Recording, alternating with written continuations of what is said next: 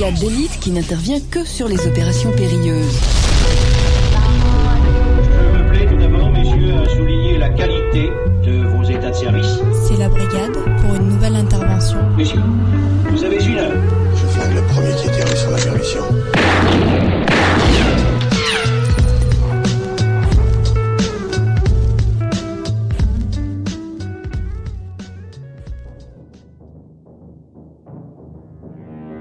Bonjour à tous. Aujourd'hui, en ce beau mois de novembre, petite musique dark, j'aime bien. Oui, parce qu'on va parler de Terminator aujourd'hui. Et on va parler de Terminator avec qui aujourd'hui? On va parler avec Zébu. Ça va, Zébu? Salut. C'est un Terminator. C'est un Terminator. Une actu, Zébu, en ce moment? J'ai mangé des œufs ce matin. Brouillés Je les ai brouillés. Je les ai terminés. Ça va, tu vas bien? Ça va et toi? Oui. Je te demande cette fois. Merci. Voilà. C'est gentil. Moi, je vais bien. Ah, merci. Je suis content de vous voir. Guigui, ça va? Il est content. Non, mais franchement, on va pas mentir. On est sur notre deuxième introduction de l'italien. Donc, bon, oui, ça va. Ça va. Qu'est-ce que j'ai fait aujourd'hui? J'ai fait 2 tournées de linge. Voilà. Ouais. Le blanc, la couleur. Un homme de maison, quoi. Et toi? Comment moi, ça va? Moi, ça va. Merci. Et le petit dernier, le petit nouveau? Le nouvel arrivant. C'est moi. Ça va, Johnny? Oui, depuis tout à l'heure, tout va bien. Ça va, John? Super. T'en as-tu, toi? Je me suis levé vers... voilà. Et du coup, ça va. Voilà. Ça va. Content de vous avoir ici, les gars. Oui, on va parler de Terminator. Cette saga qui nous suit depuis notre tendre enfance, j'ai envie de te dire. Voilà, donc on va partir sur une belle émission sur ce sujet. Je regarde Seb parce que Seb est le plus fan de tous de Terminator. Excuse-moi, Romain, je me permets de te couper. Et comment va Lucas? Oh, pardon, excusez-moi, Lucas, putain, chaque fois. Viens me faire un bisou. Viens me faire un bisou, Lucas. Viens me faire un bisou, Lucas. Ça va? Ouais, ça va les frérots, écoute. Et toi, ton actu, Lucas? Qu'est-ce que c'est? Il a mis le plus beau maillot qui existe. Maillot pour aujourd'hui. T'as retrouvé ton bras? Ouais, voilà. Mais tu as mis en plus le maillot de l'année de sortie. 91, n'est-ce pas? Hein? Pas 92? Exact. Merci Lucas, merci. Octobre 91. Et avant de parler de Terminator 1, parce qu'on commence avec le début forcément, j'aimerais remercier Barthélemy Store qui me fait ce joli pull que je montre à la caméra. Pour 495 francs. Et pas beau. Et donc, la brigade. Je me lève. Tu préfères que je me lève pour le voir? Ouais. Bien sûr, c'est brodé. Ouais. D'accord. C'est une super qualité. Quand je touche là, j'arrive à toucher Romain. Ouais. Donc Lucas, je sais pas si on pourra le mettre autour de moi, l'insta de Barthélemy Store pour que les gens puissent commander des cadeaux de Noël, parce que c'est tout t-shirt, pull, brodé comme vous voulez. Très sympa. Voilà. Donc très bonne qualité. Très bonne qualité. J'en ai moi-même un offert. Vous ne pouvez pas en romain avec, hein, par contre, c'est en option. Non, ça c'est vous payez beaucoup plus cher. 2 € de plus. Donc Terminator 1, John. Oui. Parle-moi, dis-moi, comment as-tu découvert Terminator 1? Alors je sais que pour la plupart d'entre nous de notre génération, on a découvert Terminator avec Terminator 2, qui est sorti en 91, octobre 91 en France, du coup. Voilà. Août 91. Et août en 91. Il est trop content. C'est juillet 91 aux États-Unis. C'était mon info. Voilà. Et la seule. Allez. Et donc du coup, toi John, Terminator 1, tu l'as découvert après le 2, mais quand? Et comment? Alors le 1, j'ai dû le découvrir, il y a un long moment qui s'est passé après le 2. Je pense que si je l'ai dû le regarder au moins un an, facile 1 an après. Parce que le 1 me faisait beaucoup plus peur que le 2 en fait. J'ai eu beaucoup plus de mal à accrocher sur le 1 que je trouvais déjà beaucoup plus dark. Et puis en fait aussi le fait que le gentil soit un humain et donc du coup beaucoup plus fragile, et comme quand on est petit on aime toujours un peu supporter le gentil, c'était un peu plus compliqué quoi Et puis surtout on est d'une génération où on voit un Schwarzenegger qui est souvent gentil dans les films, et de le voir méchant, ça peut-être perturbé notre vision du film, mais après ça reste quand même une référence, Terminator 1. Ah oui, oui, complètement. Après, moi, moi, je me rappelle la scène où j'ai arrêté le 1 à chaque fois, c'était la scène de l'hôtel, après la scène du commissariat où il a explosé là, et qui va s'enlever son œil avec son scalpel, qui s'ouvre le bras et tout. Je me rappelle à chaque fois, j'étais traumatisé, je coupais le film et je retournais voir le 2 en fait. Directement.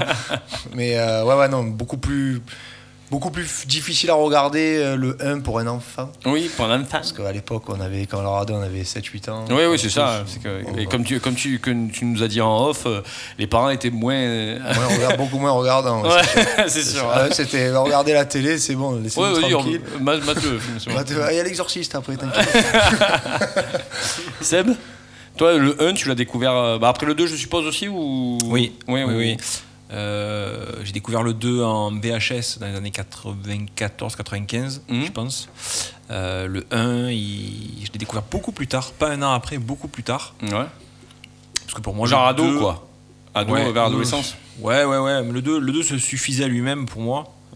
C'était un film que j'avais adoré, que j'avais vu et pensé en director's cut après quand il était sorti. Oui, c'est vrai qu'il était sorti. Et le 1 était beaucoup moins bien fait.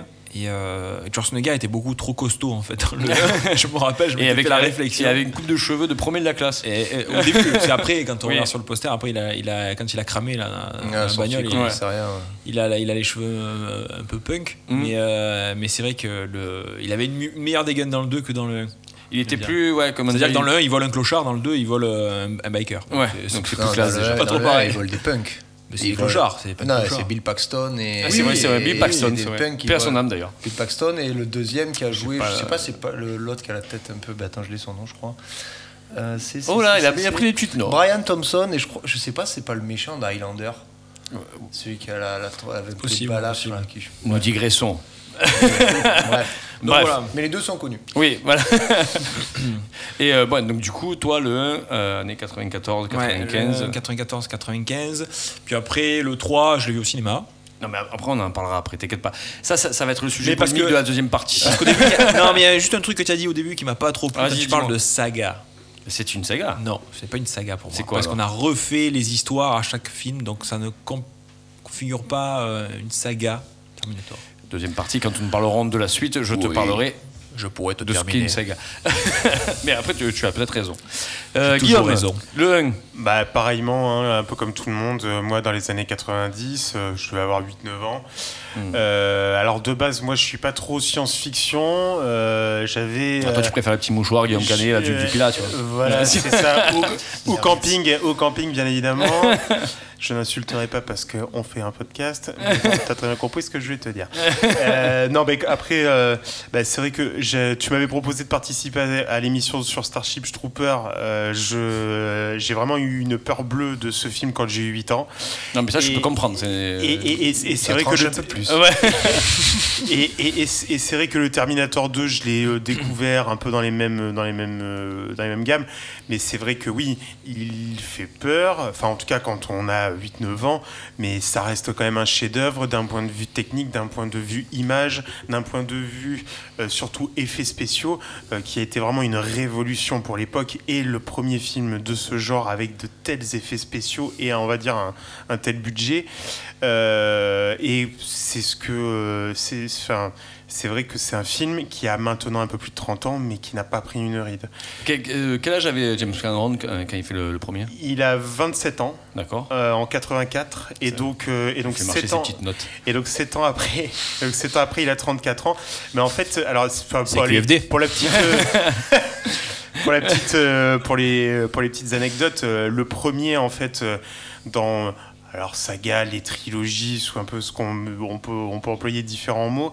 Schwarzenegger n'était pas du tout la personne au départ qui devait faire le Terminator, qui devait faire ce rôle de Terminator, et en fait il a été pris un peu par défaut. Et ce qui a plu surtout à James Cameron, c'est le côté bodybuildé de cet ancien athlète. Il venait d'être champion du monde. Voilà. Il a été champion du monde vers la fin des années 70. 5 ou 6 fois Monsieur Olympia quand il a commencé, je crois. Voilà. Est-ce que c'est son premier film Terminator ? Oui. 85. Oui. C'est son premier film, 84. C'est son premier film. Donc il démarque quelque part un peu plus tard que tout. Non, il y avait Hercule à New York. Voilà, c'est ça. Il me semblait qu'il y avait un film avant. Après, ce qu'il faut savoir, c'est que James Cameron a 27 ans, c'est son deuxième film. Il fait déjà un premier film, je ne me souviens plus du nom. Je vous prie de m'excuser. Piranha 2. C'est Piranha, ouais, exact. Et en fait. Oui, c'est Piranha 2 qui et en fait, il a beaucoup de mal à se faire produire, le Terminator 1. C'est-à-dire qu'il se fait virer.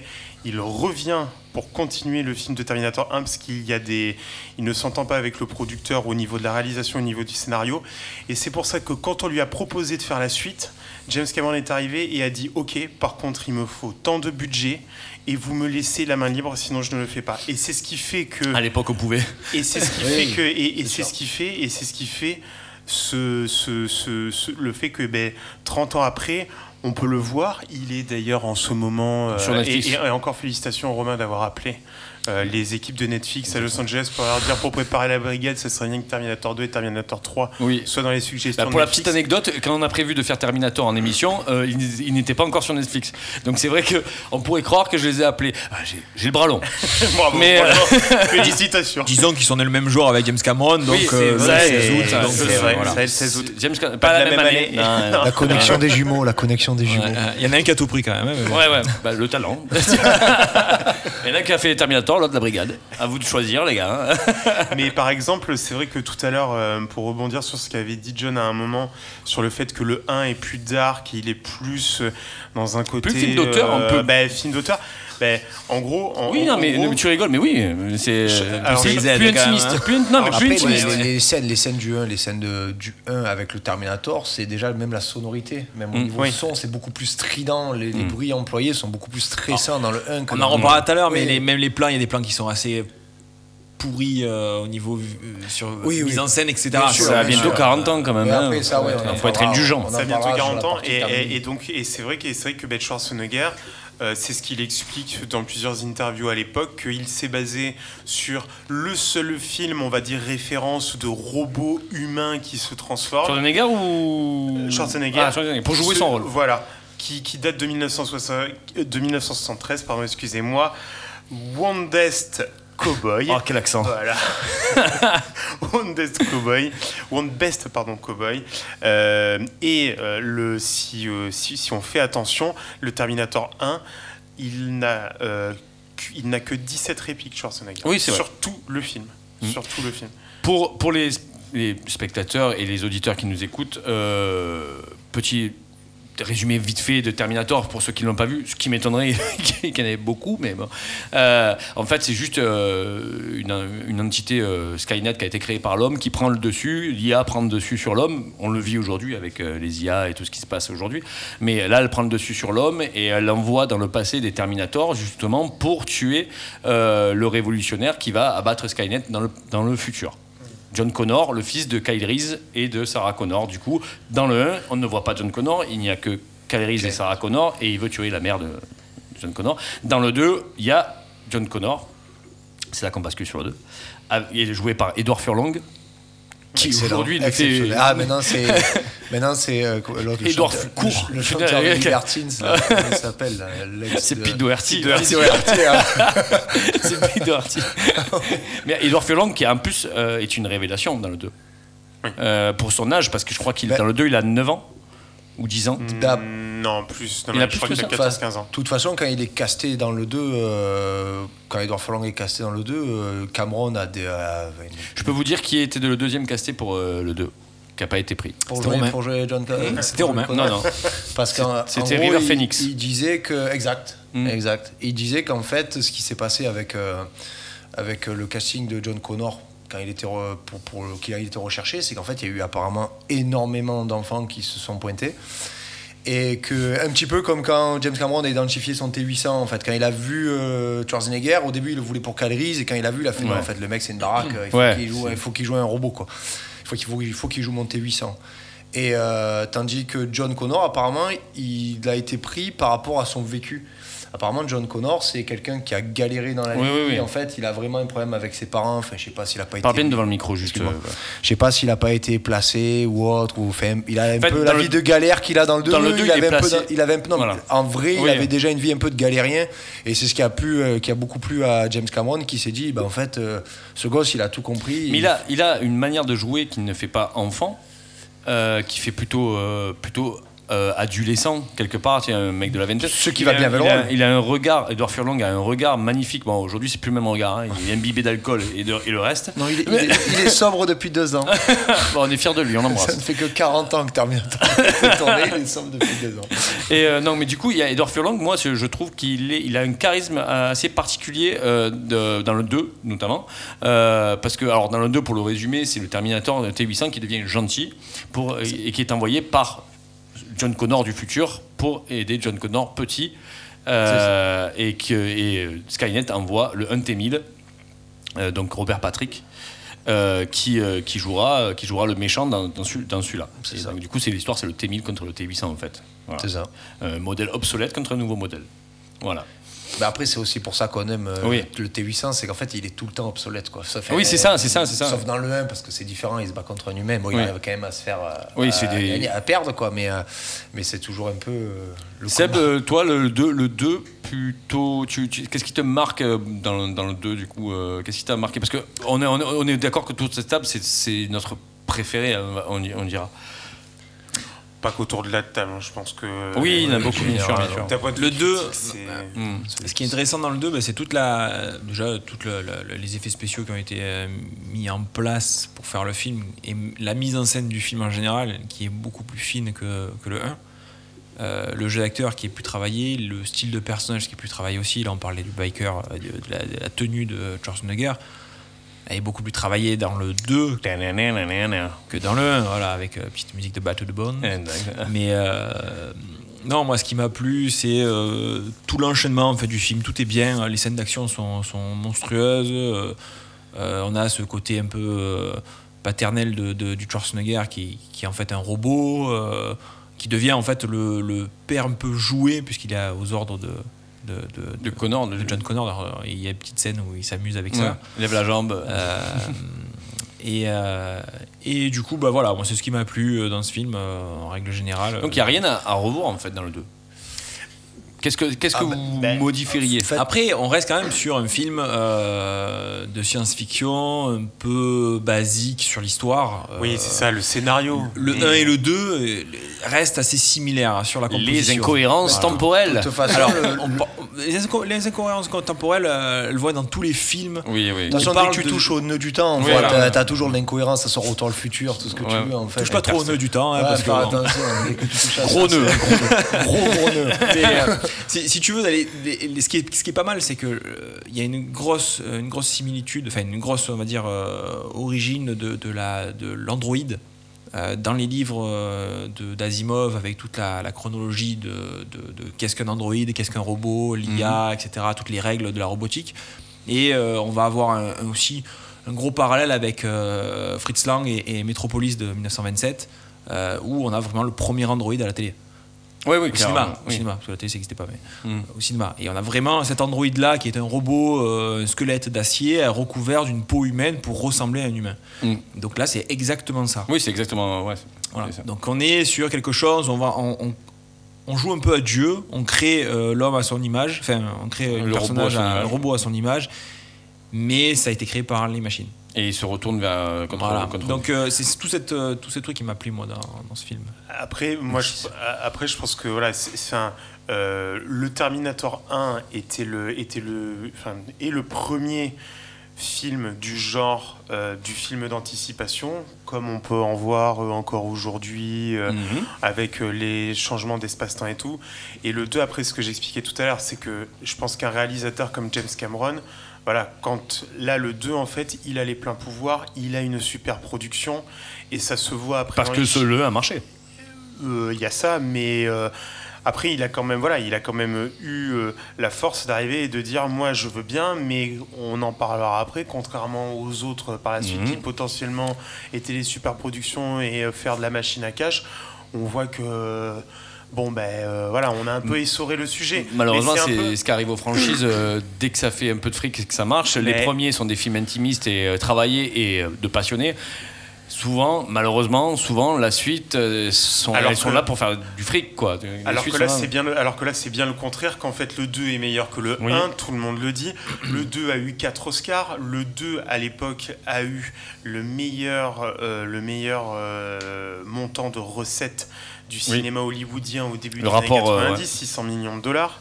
Et puis c'est vraiment bien travaillé. Le cachet de Schwarzy était pas mal aussi. Il s'est pris 14 millions, il s'est pris, je crois, et Hamilton elle a pris 1 million à peine. Oui, mais c'était pas les mêmes le rapport au dollar d'aujourd'hui. Hein, mais on parle de 14 millions à l'époque, c'est énorme. Hein. Non, mais lui, Schwarzenegger après le 2 a touché 14 millions pour son film. Hamilton en a touché qu'un. Alors Hamilton elle a touché le réalisateur. Ouais.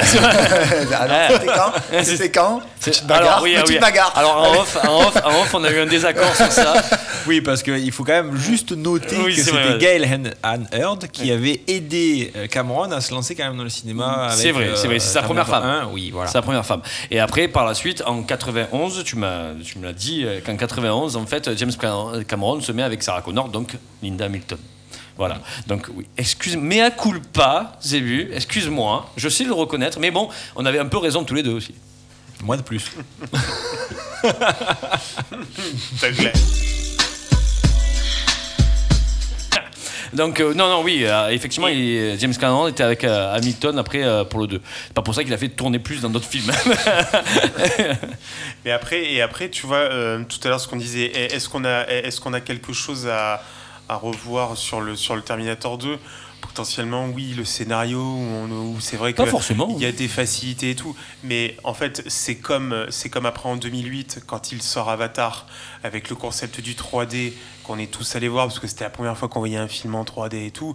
Bon, Avatar c'est pareil, je dirais le scénario sincèrement, c'est un peu du vu et revu, surtout celui du 2 quoi. C'est une catastrophe. C'est un peu un mix avec du Matrix, du machin et les gars qui rentrent dans je pense que ce film a été fait pour la performance technique. Voilà, sauf que en fait le Terminator 2 aujourd'hui, en fait tu le regardes pas tant sur le scénario parce que c'est très facile, mais c'est surtout sur la qualité de la science-fiction où il y a eu à l'époque quand même pour la réalisation quand même 3 sociétés d'effets spéciaux et c'était vraiment à l'époque le vraiment film précurseur du type science-fiction et du type avec ces effets spéciaux poussés que l'on peut avoir aujourd'hui qui sont limite trop poussés aujourd'hui dans les nouvelles productions américaines. James Cameron avait déjà essayé cette technologie dans Abyss pour faire le visage en eau. En eau, c'est la même technologie pour le T-1000. Que le T-1000 qui était Industrial Light and Magic, ILM, qui a juste été créé par George Lucas. Pour Star Wars. Ouais, voilà, parce que Star Wars, en fait, quand on va juste faire un aparté sur Star Wars, mais les effets spéciaux d'aujourd'hui ont une base Star Wars, puisqu'il y a ILM qui a été créé par Lucas, et il y a aussi Skywalker Sound qui est aujourd'hui encore utilisé par toutes les grosses productions. Donc les deux, le son et le visage... Ça fait partie du Lucasfilm. Tout ça fait partie du Lucasfilm. Oui, enfin aujourd'hui après je sais pas les parts machin compagnie, mais il avait créé ça. T'as les jeux vidéo, maintenant Lucas lui il a tout fait quoi. C'est un peu, un jeu vidéo c'est comme le Unreal Engine, c'est un moteur, il est utilisé, il achète les éditeurs, ils prennent et ils prennent le moteur et ils l'utilisent comme source, c'est toujours pareil quoi. Et lui c'est les bases du son et du numérique. Donc c'est le renouveau de la vraie science-fiction aujourd'hui au cinéma avec ses effets spéciaux ultra réalistes. Oui, et c'est ce que je trouve en fait. Que techniquement il n'a pas trop vieilli finalement. Le 2, je parle du 2. Il n'a pas trop vieilli. Même le 1, le maquillage de Schwarzy était super dans le 1. Mais dans le 2 quand même on voit qu'on prend une ampleur, il y a un budget un peu plus élevé, même pour les cascades.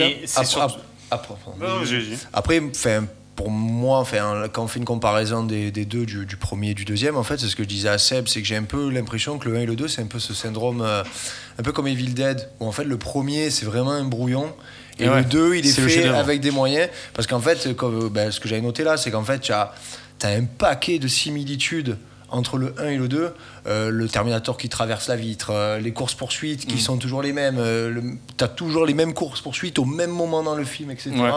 Tu as toujours la même chose qui se passe en fait, et tout le cheminement est le même, et surtout en fait la finalité c'est toujours la même. Tu appuies sur un bouton, tu éteins le Terminator. Dans le 1 elle appuie sur un bouton, elle le presse, dans le 2 elle appuie sur un bouton, elle le fait descendre dans la lave. En fait c'est toujours tout est pareil en fait, sauf que le 2, tu as un casting qui est beaucoup plus de qualité. Tu as aussi, c'est pour ça qu'on parlait un petit peu, tu es dans les prémices un petit peu pas de la publicité au cinéma, mais enfin tu vois, des placements de produits. Voilà, tu arrives le Terminator déjà quand il arrive dans le bar et qu'il capte les motos, tu as toutes les marques des motos qui apparaissent, tu le vois apparaître vite fait, il sort avec son Harley, la veste en cuir, enfin il a un style, il a un look qui est créé, donc allez, je pense que les ventes d'Harley Fatboy, elles ont dû éclater à l'époque parce que et je pense aussi ça permet de financer le film. Oui, bien sûr, parce que dans c'est le les marques premier, qui te payent. Dans le premier, le Terminator, lui, il aime toujours les bécanes. De toute façon, le Terminator, le truc, il pèse 200 kilos, mais les motos, il n'y a pas de souci. Mais dans le premier, je crois qu'il a une BM, mais pareil, les marques sont cachées. Enfin, le truc, il est vraiment camouflé, alors que dans le 2, il y a beaucoup plus d'appui sur la Honda KR. Voilà, de John Connor, la Honda, sa moto, sa 125 à 60 vitesses. Là. Et il y a beaucoup plus de trucs comme ça et qui... C'est vraiment le. C'est XTR, alors c'est pas une XTR qu'il a, Non, c'est une KR, je crois, Honda KR 125. On demandera au pro. Il y a 18 vitesses. Tanguy, le stagiaire qu'on embrasse, qui est en Argentine, qui travaille chez Honda, donc il mais je crois que c'est ça, c'est une vieille KR qu'il a. Enfin bref, mais c'est. Enfin voilà, le film rien que par. Alors je sais pas combien il y a d'écart entre le 1 et le 2. Il y a 7 ans. Ouais, voilà, c'est déjà le gap est monstrueux. Alors peut-être niveau technologique aussi qui fait que parce que l'animatronique du 1 est propre. L'animatronique du 2 est incroyable. Ah oui. Enfin, on sent vraiment une évolution. Voilà, et surtout ce qui est bien dans ce film, dans le 2, c'est le fait qu'il ait réussi à mixer le numérique avec de l'animatronique. Rien que, pardon. Dans la scène du couloir de l'hôpital psychiatrique, où tu as le T-1000 qui passe au travers des barreaux en lit, et c'est numérique. Et après, quand il se fait éclater la tête en arrivant dans l'ascenseur, c'est animatronique. Ça me faisait peur quand j'étais petit. Mais c'est génial en fait. Cette scène me faisait parce qu'en crier. fait, tu arrives pas à voir quand tu perds un peu la qualité. C'est un peu ce qui est nul dans les films d'aujourd'hui, c'est que tu le vois. Des fois, ça se voit là, même si elle est très bien faite. Dark Fate ou Genesis, quand ça commence, c'était. Oh là, malheureux. On en parlera après sans vomir, peut-être, en essayant de pas vomir. Mais... parfaite transition, du coup. Lucho, je vais te solliciter. Dis-moi, est-ce qu'on est bien? Est-ce que tout va bien déjà pour toi? C'est parfait, les gars. Merci, mon beau. Tu es génial, ne change pas. Je suis un animateur des années 80. Juste un petit truc sur le 1, là, par rapport au rôle que tu parlais tout à l'heure, c'est qu'à la base, le Terminator, vous savez qui devait jouer le Terminator dans le 1? C'était O.J. Simpson qui devait jouer le Terminator dans le 1. C'est un truc de fou, quoi. En fait, après, c'était bien avant sa carrière. Sa carrière un petit peu... Laquelle de carrière, du coup? De conducteur. De conducteur sur l'autoroute américaine, qui n'était pas top. C'est pas ouf. Pas ouf. Mais et c'est qui m'a... Attends, c'est toi qui m'as dit que Kairis devait être joué par Billy Idol? C'est John. C'est le T-1000. C'est le T-1000 dans le 2 qui devait être joué par Billy Idol. Ouais. Wow, ça aurait été un peu plus musical, mais... Bon, après, je pense que Billy Idol, il a une bonne tête de fatigué. En fait, il cherchait... aurait pu être... À l'époque, il cherchait un personnage athlétique, assez fin. Et puis l'idol collait très bien au personnage. Ouais, c'est vrai. Sauf qu'il s'est croûté en moto. Ouais, c'est ça. Et du coup, ils ont choisi Robert Patrick, qui avait une musculature et assez sec, mais qui avait une carrière terminée. Ouais, c'est vrai. Donc Robert Patrick. Ouais. C'est vrai. À l'époque, après, de toute façon, il a pas fait grand chose après Terminator. Il a joué dans tous des experts. Non, en fait, il a fait que après, grâce à ce rôle. Non, c'est pas la ligne verte. Il joue pas dans la ligne verte. Non, c'est un truc qui joue. Dans la Action Hero, le rôle du T-1000, dans Wayne's World, le rôle du T-1000. En fait, il a gardé que le T-1000. Il a joué 2-3 films après Robert Patrick, mais c'est pas des films à mon avis. Non. Oui, c'est sûr qu'il a pas. Il avait travaillé la course à pied sans ouvrir la bouche. Ouais, parce que quand il court, c'est vrai qu'il court, il a un visage fermé. Et c'est très compliqué parce qu'il avait une grosse préparation physique que pour ça. Ouais. Bon. Guigui, tu nous feras un extrait après de Robert Patrick qui court dans le T-1000. Pas de problème. Bon, messieurs, on se retrouve pour une deuxième partie. À moins que vous ayez un petit truc. Je sais pas si tu voulais faire un point anecdote 1-2. Oui, j'ai une petite anecdote. Je voulais le garder pour la deuxième partie, mais si vous en avez maintenant. Petit sur le 1-2 et qu'après on va passer sur le caca. Le 4 ou non, le caca. Le K4. Après, oui, si vous avez des anecdotes croustillantes sur le 1 et le 2, allez-y. On fera une première partie un peu plus longue et une deuxième partie moins longue, mais elle le mérite. Si tu veux, c'est tout là. Du coup, après, de toute façon, il y avait la Schwarzy qui devait jouer Reese, ça c'est bon. Il y avait la fameuse scène du I'll Be Back qui en fait devait être I'll come back, il devait dire I'll come back later, avec son accent autrichien. I'll come back later. Voilà, magnifique. Et Cameron en fait lui a dit non, c'est dans le reportage sur Schwarzenegger sur Netflix qui parle un peu de ce petit truc là. Il dit après Schwarzy il avait l'air un peu relou quand même sur le plateau.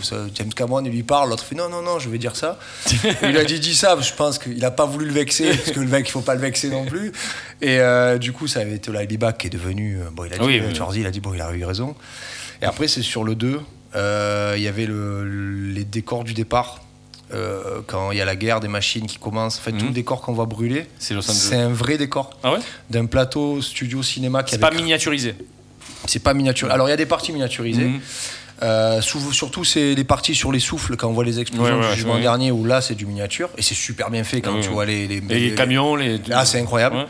Et surtout que en fait c'était un vrai studio qui a brûlé et au lieu de payer pour reconstruire un décor brûlé, James Cameron il est arrivé, il a fait non mais en fait non, gardez-le ça, on va mettre un peu 2-3 têtes de mort par-ci par-là, des voitures éclatées, mais les balançoires etc c'est réel, c'est un vrai décor. Et c'est bien fait.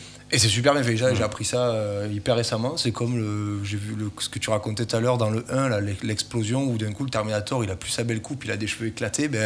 C'est pareil. Ça fait une coupe. Non, mais au début il part, il est tout beau machin et tout. Et quand il y a l'explosion en sortant du commissariat, tu le vois d'un coup, j'avais jamais fait gaffe que d'un coup il avait cette coupe. Quand on avait mis les sourcils trop près de la gazinière. Après tu avais tous les jumeaux qui étaient employés. C'est que des jumeaux qui sont employés. Linda Hamilton dans le 2. La scène du 2 qui est dans le coupée.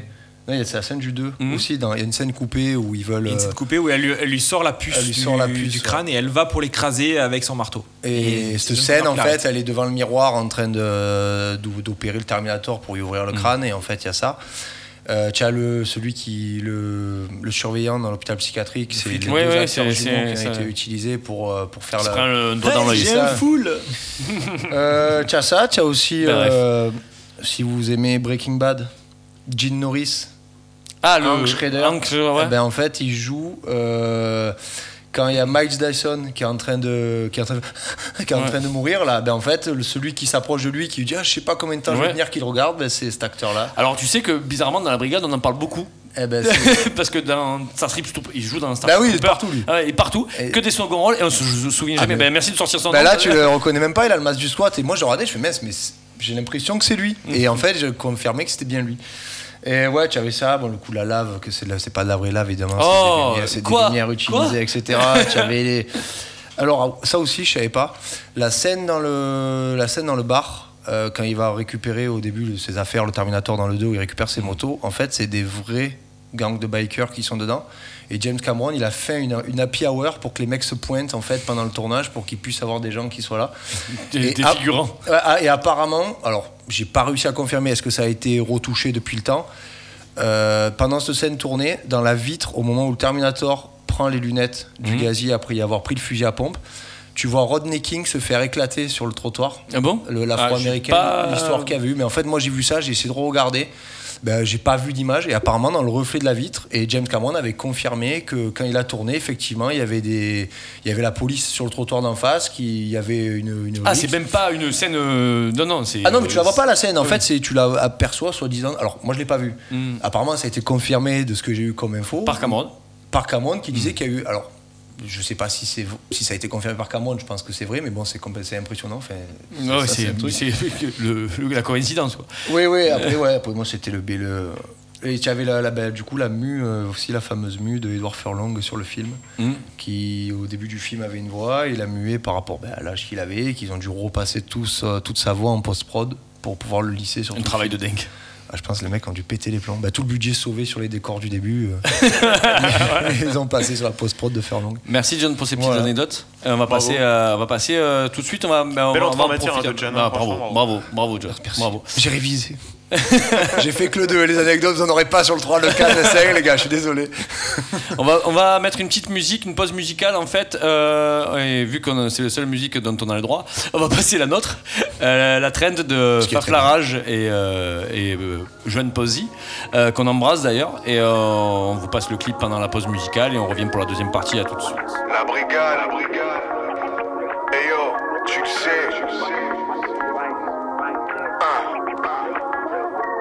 92, yo, New York City, c'est le Carter Hotel. Ambiance hip-hop sur Manhattan, des soirées à l'appel. Harlem, Brooklyn, Bronx, prends le métro.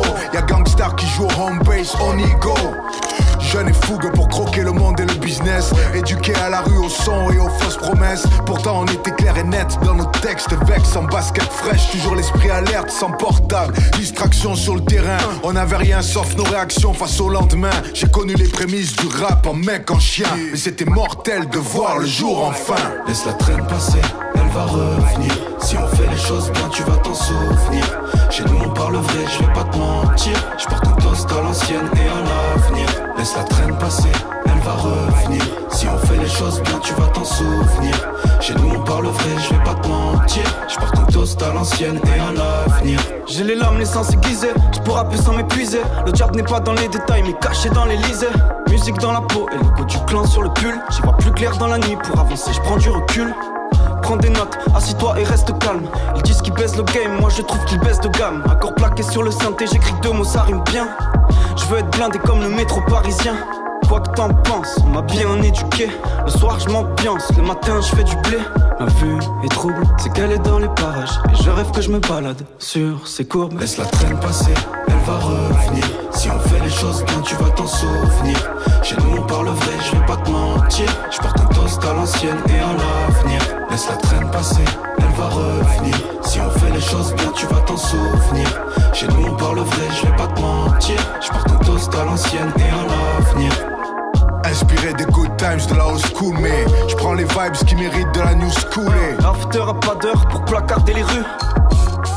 La même rage qu'à mes débuts. Je me bute à la pop culture, Tupac à Pop Smoke, VHS, YouTube. Je fume les marques, les bons codes. Ici les mères ont peur et pour leurs gosses craignent le pire.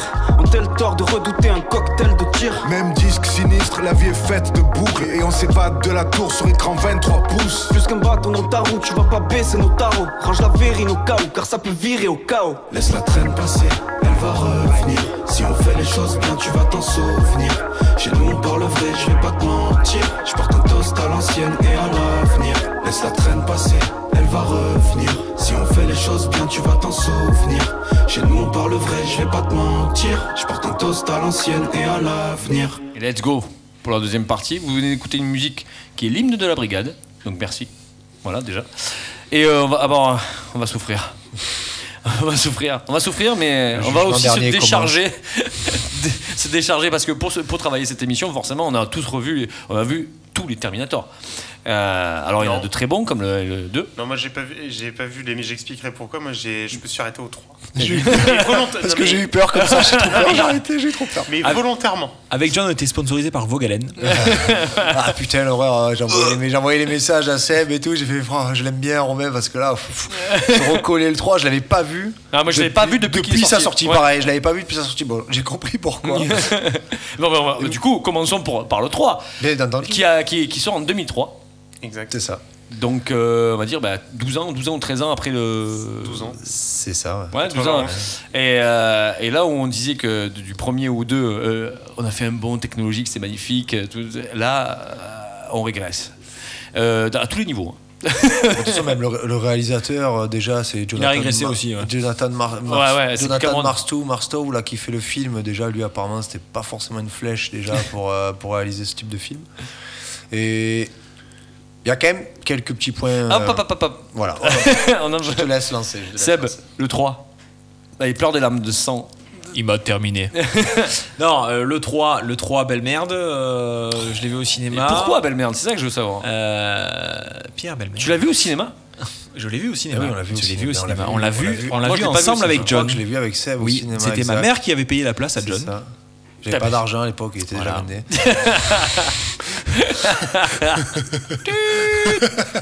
Et à l'époque, comme tout le monde, moi j'avais tous les magazines, les Ciné Live et compagnie. Mad Movies. J'avais les Mad Movies aussi. Et ça m'a plu sur le moment. Et après, quand tu réfléchis, tu te dis, mais en fait, à quel moment tu décides de faire de l'humour avec un Terminator? Humour bof, dégueulasse quoi. À quel moment tu décides de mettre des acteurs qui n'ont aucun charisme? Alors ça, c'est le pire. Je pense que personnellement, c'est le pire. Je les embrasse pas d'ailleurs, ces acteurs. Non. Nick Stoll et Christina Loken pour le TX. Alors Christiane, c'est ça, mais elle fait des films un peu plus réservés. Et il y en a Claire Danes. Juste les révélateurs. Et on a aussi Claire Danes qui fait qui fait Kate Brewster. Ouais. Et du coup, en fait, ces 3 acteurs ont charisme d'huître. On a une réplique un peu wish du look du Terminator 2 avec Schwarzenegger. Les seuls points positifs, Johnny les donnera tout à l'heure, mais il y en a quand même quelques-uns. Mais même lui, il n'a pas envie d'être là, excuse-moi. On va dire que c'est Schwarzenegger qui a voulu faire son film. C'est lui qui a voulu. Non, mais l'humour, le machin. C'est le film qu'il fait juste avant de devenir gouverneur, je crois. Oui. Alors, il fait Terminator. Gouvernator. Pour l'analyse même du film. Alors, on expliquait tout à l'heure que Terminator 2 est la suite du 1 et que cette suite-là est meilleure que le 1. Là, on est vraiment dans l'archétype de la suite de super-production américaine qui est vraiment moins en fait c'est la fausse bonne idée. FBI fausse bonne idée, c'est-à-dire qu'en fait non, cette vanne aussi. Attends, il s'est mis au niveau du 3, je n'en veux pas. Et Guigui reprend son concept patoche pour un moment. Non, mais pour revenir juste pour terminer mon explication, c'est-à-dire que tout le monde le dit, c'est exactement le même scénario que le 2. Il y a exactement les mêmes répliques et les mêmes répliques entre le Terminator et le T qui est venu donc pour le TX pour venir tuer. Et en fait, il y a même des scènes, des scènes complètes qui ont été refaites, mais vraiment au copier-coller quasiment de la partie Terminator 2. Juste un truc. On va remettre un petit peu le contexte. 2003 donc. Terminator 2 sort en 91. Il fait suite au Terminator 1, même s'il reprend le concept général, la mise en scène générale, les scènes générales du 1. Il y a quand même une évolution, quand même une histoire différente. Et il y a une fin. Oui. C'est-à-dire que le Terminator 2 finit l'histoire, théoriquement. S'ensuit en 96, T2 3D, qui sort sur les parcs Universal, qui est en fait une suite directe de Terminator 2 en 3D sur c'est une attraction avec Linda Hamilton, avec Edward Furlong, avec Schwarzenegger. Oui, un truc normal mais qui se passe dans le futur. Il n'y avait pas possibilité de le choper sur YouTube. Oui, comme ça, aujourd'hui tu peux le regarder. Mais c'est très rapide. Voilà. Je le regardais, ça dure 10-15 minutes, c'est pas mal. Il y a un petit retour dans le futur. Bon, ok. Le film s'arrête, l'histoire s'arrête. Et là, on rentre typiquement dans ce qu'on disait tout à l'heure, on est dans les années 2000, où le cinéma commence à coûter cher aux producteurs, où il y a des risques à prendre. Et aujourd'hui, les producteurs ne se mouillent plus comme avant, et ils veulent quelque chose qui marche et qui est bankable. Et donc là, ils se disent, ok, on va faire un Terminator. Donc ils ont rappelé Schwarzenegger. Et ils ont dit on va refaire un Terminator, on va refaire un très gros billet d'ailleurs. Je crois qu'on est sur 15 à 20 millions de dollars. Voilà. Et le réalisateur, qu'est-ce qu'il dit ? Il part sur un truc, il dit écoutez, moi l'histoire de James Cameron, je vais lui dessus. Voilà, parce que clairement ce qu'il fait c'est que t'auras pas bossé sur ce non, la fin en fait. Alors ça oui, par contre on en refait. La fin, je m'en fous. J'oublie complètement comment finit Terminator 2. Je vais faire un Terminator. Je vais juste dire que la guerre elle est décalée. C'est genre le timing il est décalé. Mais est-ce que Cameron l'accepte ça ? Mais il n'a pas accepté, de toute façon, il n'a rien à dire. Lui, je crois les droits de Terminator ne lui appartiennent pas. Les droits ne lui appartiennent pas, ils appartiennent à la société de prod. Cette production. Et c'est là où on il est juste réalisateur en fait. C'est là où on rentre dans un débat où est-ce que le cinéma c'est de l'entertainment, c'est du spectacle, c'est où tu vas au cinéma. Pas de faire des bons films même en ayant du spectacle. Non mais d'accord, mais aujourd'hui en fait t'as plusieurs cinémas et ce cinéma-là, il est passé d'un cinéma presque d'auteur dans le 1. Quand je dis d'auteur, c'est la science-fiction, mais c'est une histoire, c'est quand même la base, c'est James Cameron qui fait un cauchemar, il voit un squelette en acier qui sort des flammes dans ses rêves. Ça part de là, donc c'est un truc d'auteur. Un film, écoutez, on va faire du fric, on met tous les papiers dans le truc, on mélange, alors le scénario, je vais reprendre les mêmes choses, les mêmes acteurs, et puis on va faire du fric. Et là, en fait, c'est pour ça que c'est nul. C'est simplement pour ça que c'est nul. Non, voilà. Et au-delà de ça, il y a le casting. C'est une erreur de casting pour le coup. C'est une erreur de casting. Après le 3, par rapport au 3, je trouve que c'est, comme je disais à Seb, ça c'est mon avis. sur le film, donc il y a des trucs qui sont vraiment... En fait, toute la première partie, elle est horrible. En fait, tout ce forçage qui est posé sur... ça va bien. Pour parler du 3, je vais pleurer. J'arrive pas à le mettre. Toute la première partie, en fait, je vois pas pourquoi il y a ce forçage-là à essayer de rendre déjà le Terminator drôle. Déjà, rien que ce parti... à outrance. Mais c'est ça, c'est qu'en fait, ça arrive et... quand il arrive, qu'il va récupérer la truc au stripteaser, par la main et tout, le fait qu'il sorte du truc et que le mec il lui fait mettre des lunettes en étoile rose et tout, mais merde, arrête quoi. Même le sourire. Oui, mais c'est nul. Ça, c'est nul. Et autant dans la scène Director's Cut du 2 où John Connor lui apprend à sourire, en fait c'est rigolo parce que ça a été supprimé parce que c'est horrible quoi. Mais c'est rigolo dans le sens où John Connor lui apprend des choses. Et il tente un truc qui marche pas, il voit que ça fonctionnera pas et qui fera plus peur aux gens que ce qui les attendrait. Oncle Bob. Carl. Et c'est qu'en fait, toute cette partie-là, elle est horrible. Et la Kristanna Loken, je sais pas quoi, là, elle est catastrophique dans son jeu d'acteur. Elle est horrible. Et en fait, ne fait que gueuler. Comme je disais, là, quand elle arrive, que l'histoire... Oui. Le TX. Le TX. L'histoire, en fait, quand elle vient au départ... alors, l'idée, c'est pour ça que je rebondis sur ce que disait Seb, c'est que l'idée de base d'aller dégommer tous les lieutenants et les officiers de John Connor, je trouve pas ça débile. On reste complètement dans du calcage où il s'est pas foulé, il a dit quand on a une armée, si le général c'est John Connor, ça veut dire qu'il a des gars, alors elle va shooter le mec chez McDo, enfin bref... Elle touche les gars, quoi. D'un coup, elle sent le sang. Ah, non, c'est pas elle. Mais c'est trop nul, c'est trop mal joué, ça en fait des caisses. L'arrivée du Terminator, enfin, où il y a la rencontre avec John Connor, c'est pareil, John Connor, quoi. Le gars, avec tout ce que t'as vécu, c'est un shooté, c'est un camé, il va taxer des trucs dans une il tombe à moto d'ailleurs, il évite une brebis. Et il se fait mal au genou. Il est dans la clinique Veto. Enfin bref, la Claire Dance, là, elle le désarme, mais comme du n'importe quoi. Là. Et en fait, tout ça, c'est nul. Mais toute la partie post-cimetière, là où en gros il va récupérer le cercueil, etc. Et qu'il l'exfiltre de Sarah Connor, qui lui explique ta mère a tout prévu, etc. Toute cette partie avec le père de Kate Brewster, qui est en fait un général de l'armée, qui en gros qui est un bon acteur, va balancer Skynet dans le truc et que tout va partir en live. Toute cette partie est bonne, et le fait de voir aussi Kate Brewster qui, comme je disais à Seb, au final est canon avec le Salvation. Renaissance, parce qu'en fait Kate Brewster dans le Salvation avec Christian Bale, qui lui par contre on est sur le meilleur John Connor adulte qui existe, c'est le meilleur et même le 1 il a une belle gueule, enfin celui du 2 là vraiment une bonne tronche, pas celui du Genesis, mais ça je sais que tu adores le sosie éclaté de Woody Harrelson mais de Wish t'ému et c'est que cette partie est très bonne quand ils vont voir le père et tout, qui lui explique, etc. Et ce que j'ai aimé, c'est de voir Kate Brewster qui devient entre guillemets une Sarah Connor dedans, et au final qui éteint le John Connor dont le casting. Enfin, c'est là où on parle casting, où en fait même le rôle de John Connor, je pense que le réalisateur ne l'a pas compris. Et les scènes, et même le Terminator à cette partie-là où il commence à devenir sérieux, commence à devenir intéressant. Le fait qu'il se fasse pirater par le TX, etc., etc. Et cette fin, surtout moi, ce que j'ai aimé, c'est en gros. Le jugement dernier va arriver. Quoi qu'il arrive. Quoi que vous fassiez, le jugement dernier arrivera.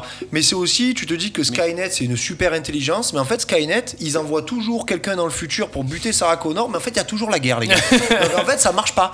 Arrêtez, ça ne marche pas. C'est ça, en fait. Ce qu'on peut comprendre dans le Dark Fate après. C'est ça. Voilà. C'est pour ça que. Mais moi, le 3. C'est du guignol. En fait, c'est ça qui tue le film. Et en fait, tout est foiré. Le casting est foiré. Les effets aussi. Alors, les effets de fin, là, le fight de fin, où le Terminator, il est vraiment explosé avec le TX, où il fait éclater, enfin, quand il le sauve à la fin, quand il rentre dans le bunker. Mais même ça, en plus, par exemple, je rebondis sur ça, c'est que même le TX, en fait, il a les mêmes capacités. C'est la même capacité que le Terminator 2. C'est-à-dire que même là, on arrive et nous. Non, il a un exosquelette, lui. Oui, mais du coup, qui le rend plus faible. Voilà, du coup, quelque part. Mais t'as même pas le concept de te dire, alors c'est le même scénario. Bon, on a gagné 12 ans, on sait pertinemment que le TX, il va avoir potentiellement. Non, c'est vraiment. Oui, c'est du fric, Mais par contre, là, pour le 3, on a bien compris que c'était de la merde. On est tous d'accord sur ça. Je pense qu'on ne remettra pas en cause. Là où je peux appeler Jean-Pierre Coff si vous voulez. Vous êtes de la merde. La première partie est vraiment horrible. Après, il a 75 ans. La première partie est vraiment horrible. La deuxième est correcte, mais vraiment genre juste correcte. Et la fin, l'idée de fin que le réalisateur se soit séparé. Est mal faite, mais pas mal. Moi, j'ai trouvé ça intéressant de ne pas tenter un vulgaire. Mais là, je vais revenir. Après, on reviendra sur Genesis et Dark Fate, qui sont moins des catastrophes. Mais pour moi, de cette deuxième génération de Terminator, je ne parle pas du premier et du deux, de cette deuxième, pour moi, le meilleur reste Renaissance. Renaissance, là, le seul où on ne voit pas, ou alors du moins en vrai, on ne voit pas Schwarzenegger. On voit qu'une image de synthèse de Schwarzenegger, et encore, on le voit à 5 minutes. Mais pour moi, comme tu disais, le Christian Bale, après on parle de Christian Bale, on est sur quand même quelqu'un de... Alors moi je suis pas totalement d'accord. Il y a des ratés quand même dans le Renaissance, des petits ratés. Il y a des ratés. Sam Worthington est très bon aussi. Mais pour moi c'est pas un Terminator, Salvation. Ah, tu le vois pas comme ça toi? Non, c'est pas un Terminator parce qu'aujourd'hui quand tu regardes l'histoire de Terminator, Renaissance, Salvation, vous avez compris qu'il y en a qui parlent anglais et d'autres en français. On te suggère en fait la guerre des machines par des petits flashbacks. Dans le 1, il y a plus de flashbacks que dans le 2. On voit globalement ce qui se passe, c'est un univers très sombre. Il fait jamais jour. Il y a cette espèce de filtre bleu qui rappelle la technologie. Il y a ces espèces de machines chromées. Donc ça te donne... Et tout ce sol de crâne qui te dit qu'il y a les 7 milliards de personnes qui ont crevé, machin et compagnie. Et là, dans Salvation, d'entrée, on te donne une image concrète, on te fait un film sur le futur. Et du coup, on n'a plus cette image. Oui, mais on n'a plus du tout cette image. Donc pourquoi pas? Mais en fait, ça gâche un petit peu l'idée que tu peux te faire de ce futur-là, et qui fait que on revient sur la première image du 1 qui dit l'histoire se déroule dans le futur, mais celle que on va vous raconter, elle se passe ce soir. Et là, c'est un peu dommage, je trouve. En fait, tu perds un peu, tu lèves le voile de la mariée. Voilà. Et c'est ça que moi je trouve dommage. C'est un très bon film d'action. C'est un super film. Qui a donné un très bon jeu vidéo derrière. Un casting qui a un très bon casting. Le casting est incroyable. Il y a des idées qui sont réutilisées. Comment il s'appelle? Anton, celui qui joue Kyle Reese d'ailleurs. Anton, d'origine russe, l'acteur d'origine russe. Kyle Reese. Ouais, qui est mort à 27 ans, écrasé par sa propre bagnole. Qui joue Kyle Reese dans Renaissance, enfin Salvation. Voilà. Ah, le jeune. Ah oui, je croyais que tu me parlais du cyborg qu'il y avait là, celui avec le cœur. Je sais qu'il s'appelle Anton, mais. Ah ouais. Voilà. Donc, Sam Worthington. Non mais Sam Worthington, il y a Sam Worthington. Alors Sam Worthington, le personnage de Sam Worthington, il est pas mal. Je pense qu'il est pas assez travaillé parce que tu sais pas trop. Ouais, c'est ça, c'est le gros point noir du. Et ça, je sais pas ce qu'il fait en fait. Bonhomme Carter. Il y a pas d'histoire. Les gars, Bonhomme Carter quand même. Oui, mais bon, c'est vraiment très. Et oui, elle a la fin, c'est elle Skynet. Oui, non mais. En fait, il y a pas de finalité qui est vraiment très clair. L'idée de ce personnage androïde un peu plus humain qu'un autre, c'est repris dans Dark Fate, qui est plutôt pas mal, mieux travaillé, on va dire. Ouais. Avec une très bonne actrice aussi. Dark Fate, on en parlera, mais Dark Fate, c'est juste un problème de transition, une transition qui est mauvaise. Mais le film en lui-même n'est pas mauvais. Il y a 2-3 trucs qui sont pas bien. Mais sur Salvation. Pour finir sur Salvation, après on passera à Genesis. C'est ce problème-là, c'est que t'as pas vraiment d'explication. On te montre le futur sans te donner vraiment en grande ligne ce qui se passe et pourquoi ça se passe et comment ça se passe, etc. Et au final, ça fait juste un très bon film d'action, mais pas un Terminator. C'est pour ça que je parlais au début qu'il n'y a pas de saga, parce que le 3 se fout complètement de ce qui s'est passé dans le 2. C'est un hors-série, le Salvation est un dérivé de Terminator. Voilà, est un dérivé de Terminator. Le Genesis, c'est pas une domme de chevreuil. Tais-toi. Et le Dark Fate, il reprend encore de nouveaux éléments pour faire un nouveau truc. Est-ce que déjà ça te donne envie de le voir, le Salvation Renaissance? Alors oui, mais après c'est vrai que moi c'est tu dis Christian Bale, j'ai envie de le voir déjà. Volontairement, je les et Brie Dallas Howard qui joue Kate Booster. Je les ai pas vus et volontairement j'ai pas voulu les voir avant l'émission parce que moi je fais partie, je pense que je dois pas être le seul, mais je pense que j'ai partie de ces gens où très clairement, la peur d'être déçu, et donc plutôt que d'avoir peur d'être déçu, je préfère pas les voir et rester, on va dire, sur mon image du Terminator 2. Bon, le Terminator 3, comme tout le monde, on l'a vu parce que à l'époque on avait 13 ans et qu'on s'est dit il va y avoir des nouveautés, il va y avoir un nouveau scénario, il va y avoir de nouvelles choses. On était déçus, mais voilà, et donc c'est vrai que moi je suis dans ce concept où on sait tous que quand on est allé voir des suites de films qui nous ont émus ou qui nous ont trop plu, qui nous ont fait rire, on est souvent déçus. On est à 90%. Alors s'il y a des enfants ou des petits jeunes, des ados qui regardent cette émission, c'est une très bonne excuse à donner à votre prof de français pour dire que vous n'avez pas lu le livre qu'on vous a demandé à lire. J'ai peur d'être déçu. J'ai peur d'être déçu. Je préfère garder belle image. l'image de l'auteur. Si d'ailleurs, et pour les auditeurs et les spectateurs qui nous regardent, dites-nous si vous avez on cherche des personnes qui ont aimé le 3. Voilà. Appel au casting. Donc vous participerez à la prochaine émission. Ah oui, là, j'ai envie d'un témoignage. En direct, vraiment voir si tu mens pas. Ouais, c'est ça. Genesis avec notre ami ouais, on est vraiment c'est juste après pour juste la dernière truc sur le Salvation, c'est que ce qu'il disait, moi, c'est cette histoire un peu parallèle avec cet androïde avec un cœur, etc. Alors, ça lance, comme tu disais, le Dark Fate un petit peu sur le fait que le robot peut développer une conscience, entre guillemets. Mais après, dedans, ce qui tue, et vraiment, c'est pour ça que je te rejoins pas tellement dans le sens de dire oui, en fait, c'est un truc qui est à part, parce que nous, on aime bien, c'est la conséquence, mais on veut voir ce qui se passe avant. C'est qu'en fait, dans Salvation, John Connor, il déchire. En fait, c'est un Terminator 2, quoi. Il a un rôle où, quand il pirate les motos, là, quand il envoie il balance le poste avec une charisme assez... You could be mine à fond pour attirer les motos, qu'il la vole, qu'il la pirate et tout. Enfin, ils ont les trucs pour pirater les trucs. Moi, je l'ai trouvé vraiment, vraiment, vraiment bon. Après... C'est vrai que ce passage fait un peu... En gros, c'est l'autre, il a un cœur, mais il a une conscience. Donc en fait, il ne veut plus être un robot. Mais en fait, Skynet lui dit, non, en fait, tu es un robot. Même si tu as un cœur et que tu es gentil, tu resteras un robot. Parce que je crois que c'est un truc dans le passé, où en fait, c'est un condamné à mort, qui signe un papier pour faire une expérience, etc. Le seul truc qu'il y a, c'est moi, je pense ça aurait été un chef-d'œuvre s'ils avaient d'entrée joué le rôle, le jeu de dire, voilà, John Connor... c'est le fight, c'est le renvoi de Kyle Reese. Peut-être qu'il va aider Kyle Reese, sachant que Kyle Reese est menacé et qu'il sait que c'est son père. Mais voilà, après pour moi ça reste vraiment un bon film, un très très très bon film, quoi.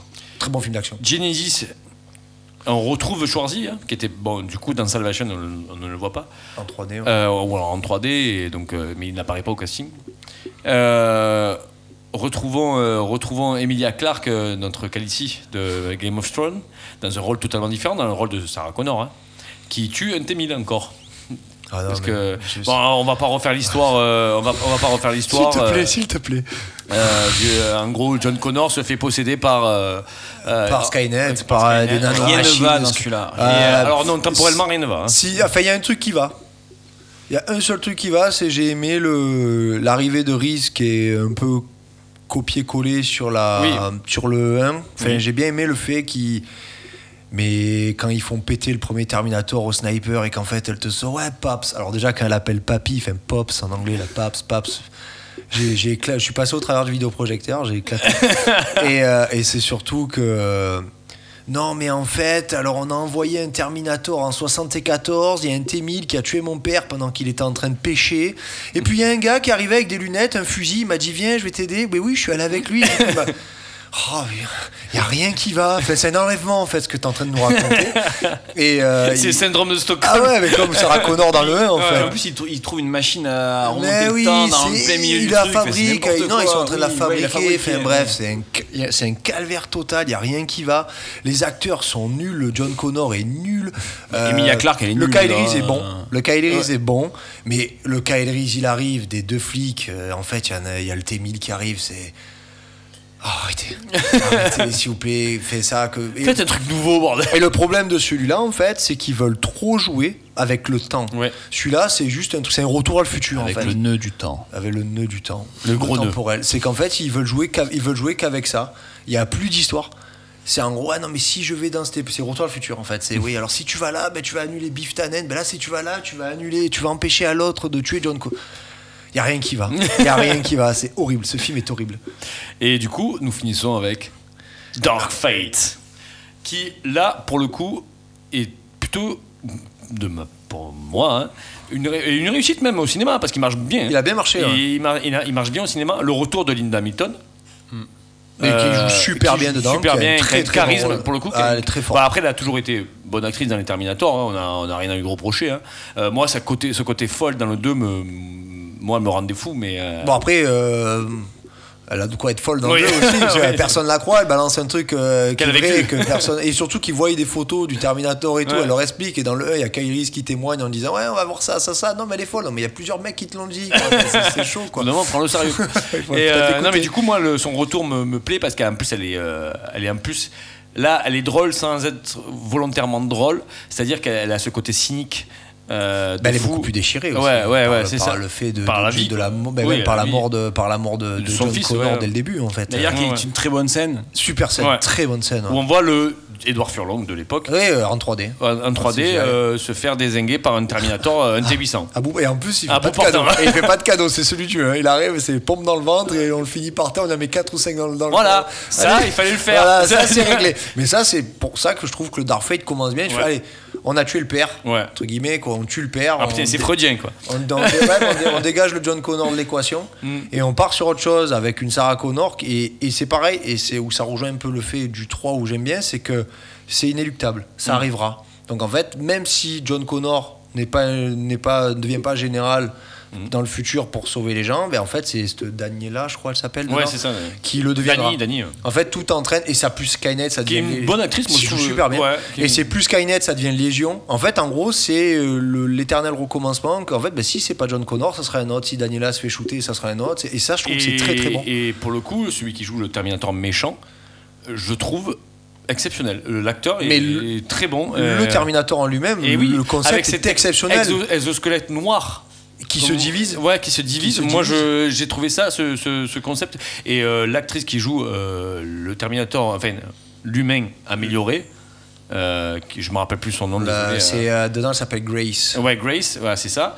Qui vient aider Daniela pour la sauver. C'est ça. Qui pareil, cette actrice, moi, je la trouve lunaire, elle dégage quelque chose. Elle dégage un solaire, truc. tu veux dire. Solaire, pardon. Oui, lunaire, c'est Claire Dance. Oui, mettez lunettes. Et du coup, non, je la trouve vraiment solaire et je trouve qu'elle apporte. Elle a du chien, même dans ce film. Tu sens que. Non, mais tu sens que c'est oui, c'est une femme. Non, mais elle. Ah oui, non, elle envoie, quoi. Elle t'embasse.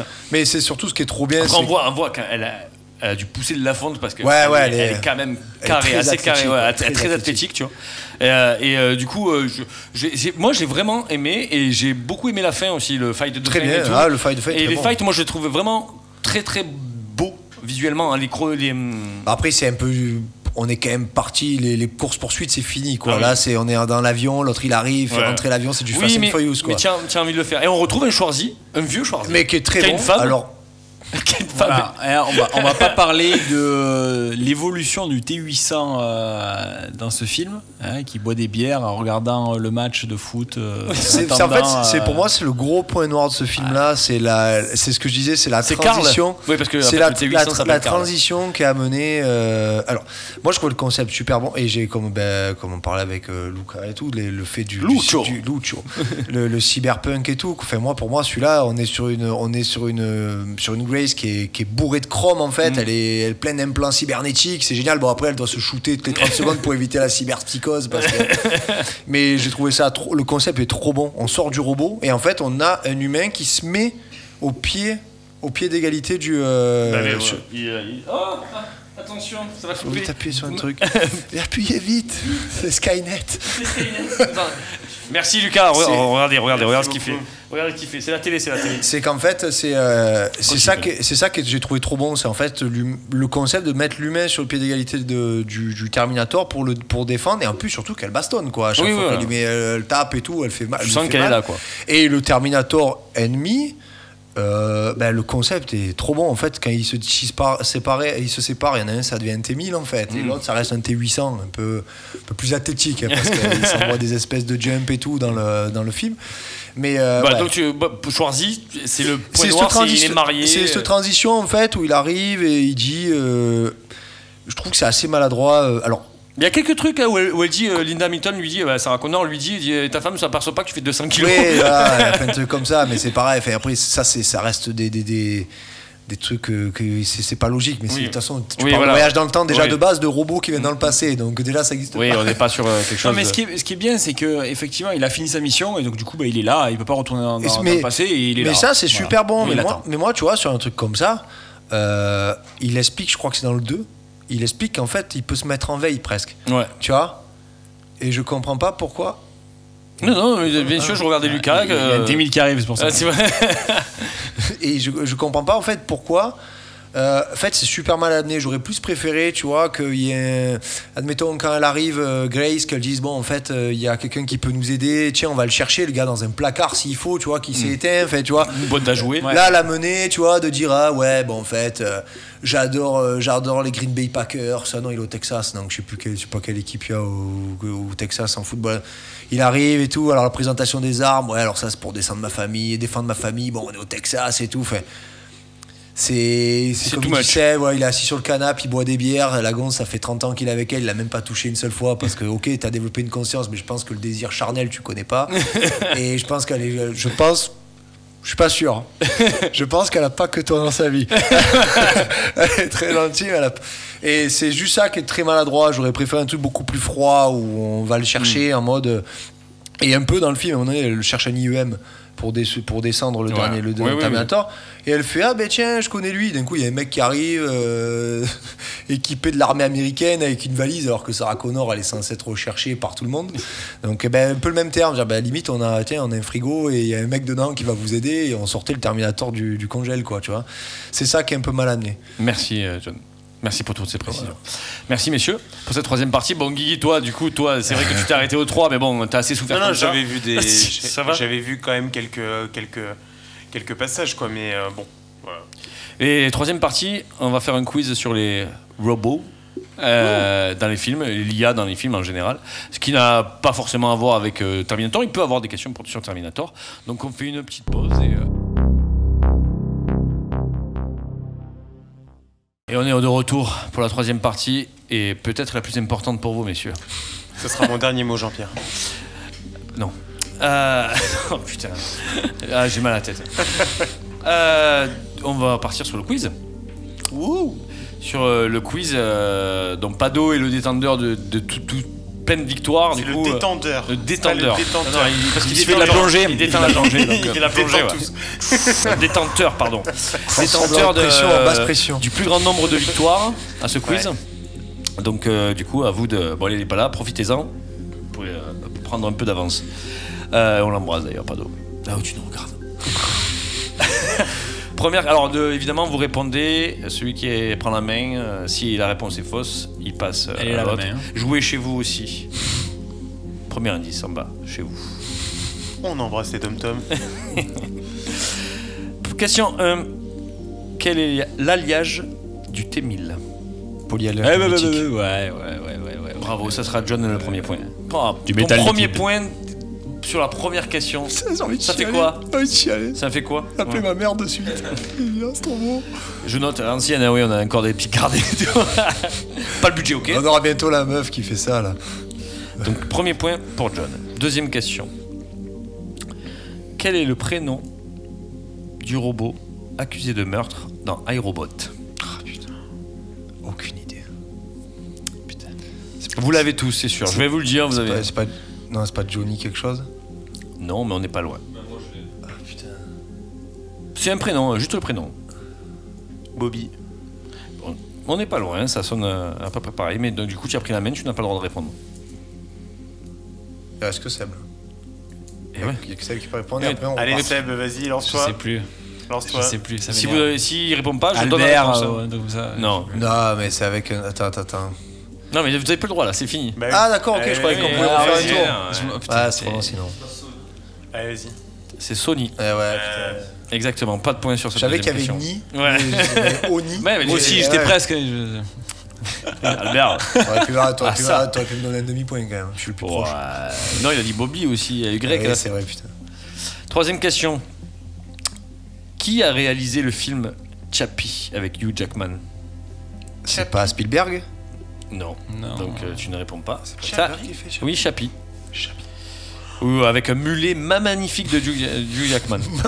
Magnifique. Hugh Jackman. C'est ta réponse? Attention. Oui, il a répondu lui, je crois. Hugh Jackman. Non, moi je donne ma langue au chat. Et je crois que j'ai même je crois pas que c'est celui qui a réalisé District. Exactement. Ah mais c'est l'Afrique. Oui, bah après, et qui avait d'ailleurs prévu de faire Alien 5. Ouais. C'est qui? Oui, mais c'est pas qui fait. Oui, mais ok, super, mais donc est-ce qu'on peut avoir. C'est un réalisateur. Est-ce qu'on peut avoir son prénom et son nom? C'est pas un réalisateur? Sud-africain, je sais plus. Ni Blomkamp. Voilà. Putain, ça. Vous êtes nuls. Attends, Chappie, il n'y a personne qui l'a vu à part toi. Ah, il est très bien, Chappie. J'ai pas vu. Chappie chapeau. C'est le boxeur. Quatrième question. Quel film parlant de robots et d'IA réunit Alicia Vikander et Oscar Isaac? Je suis sûr que tu l'as. Ah putain. Très bon film.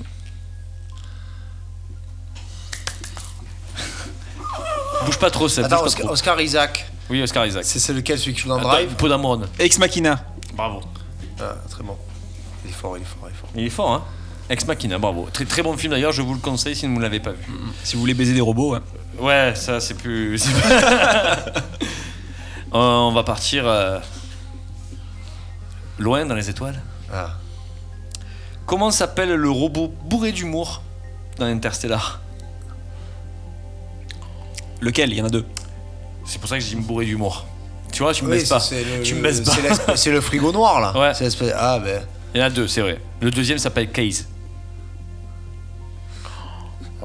Et en fait, à un moment donné, il y a Matthew McConaughey qui lui dit à combien est ton niveau d'humour? Il dit 95%. Il fait on va baisser à 55 parce qu'il commence à faire des vannes dans les moments qu'il ne faut pas. Case et Tia. Allez, je vous donne un petit indice parce que vous me faites vraiment de la peine. Ça commence par un T. C'est très frigo, non? Trait. Non. T'as parlé, trop tard. Tais-toi maintenant. C'est pas Tars. Tars. Putain, c'est Tars. Mais t'as pas le droit de parler. Mais j'ai déjà putain, j'avais dit Tars. Non, mais non, c'est non, il a donné une réponse aussi. Donc il reste que toi, dis Tars. Dis Tars. Mais les gars, je vous ai dit, tu veux donner absolument la réponse. Oui, mon premier point. Mais les auditeurs vont savoir que c'est moi qui donnais la réponse. Oui, mais à la fin, les points qui comptent, c'est. Je m'en fous. Sixième question.